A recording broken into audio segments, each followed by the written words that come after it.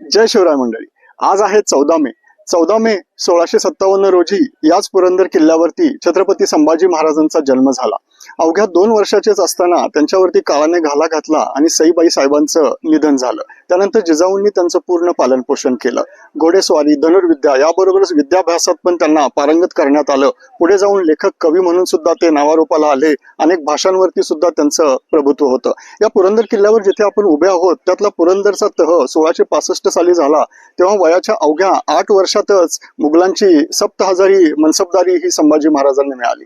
ते पण त्यांनी त्या काळी सहन केलं. आग्र्याला पण ते शिवरायांबरोबर गेले आणि आग्र्याहून सुटका झाल्यानंतर ही सुरक्षेच्या कारणास्तव त्यांना पाठीमागे ठेवण्यात आलं. अक्षरशः त्यांचं निधन झाल्याची वार्ता इकडे उठवण्यात आली, जेणेकरून शत्रूचा त्यांना त्रास होऊ नये.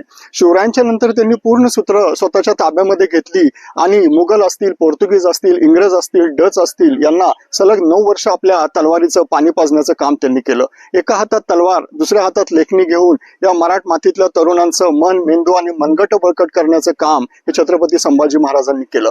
मुलकी कारभाराचं सुद्धा त्यांनी आपल्या पत्नीला येसुबाई साहेबांना श्री सखी राज्ञी जयती असा शिक्का तयार करून त्यांना सर्व अधिकार दिले होते.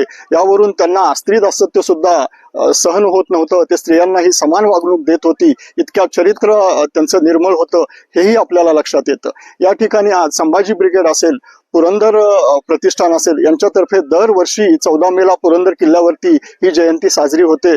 यामध्ये आपण नक्की भाग घेत चला. जय शिवराय, जय शंभूराजे.